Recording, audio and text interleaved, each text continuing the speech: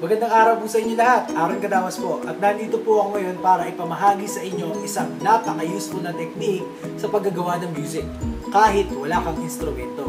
Ang kailangan lang natin, cellphone at application na GarageBand. So ngayon po, papakita ko po sa inyo kung paano gumawa. Ayan, syempre ang pinakamahalaga sa lahat ay ang gitara, no? Kasi yan yung basic natin, basic music natin eh. Yan, kita mo, yung chords ng song na gusto nyo ay ilalagay nyo lang dito. Ngayon, dadagdagan po natin yan. Ito namang violin para pampakapal ang music. Yan. Kung ano rin chords na nilagay nyo, sing lang. Kaya hindi mo na kailangan ng gitara. Ay, ikakaskas-kaskas mo lang, may music na. At pangatlo, lalagyan naman natin siya ng beats, kahit wala kang alam, kahit di mo alam mag-drums, pakinggan mo. Oh, automatic marunong ka na mag-drums. Galing, di ba? Ayan guys, sana may natutunan kayo. So, let's go for the final mix.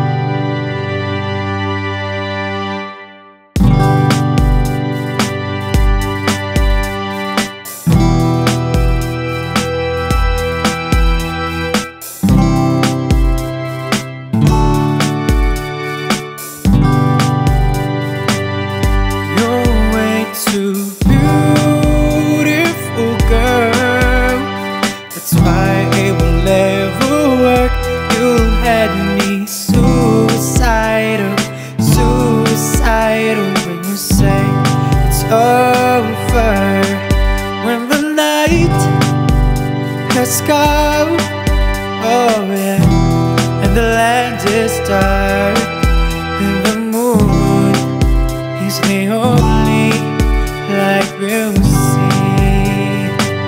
It's every breath you take, every move you make, every bond you break, every step you take, I'll be watching you. And I was like, baby, baby, baby, oh, like baby, baby, baby, oh, like baby, baby, baby, oh, thought you'd always be mine. Ako'y nasa Malate, alas 7 ng gabi. Nakilala ko tuloy itong magandang babae na nakabibigani sa aking mga mata. Hindi ko lang alam na manloloko lang pala, yo! Ayan po, once again, Aaron Cadawas po. At sana may natutunan po kayo sa video na ito. Please do like, share, and subscribe. Thank you!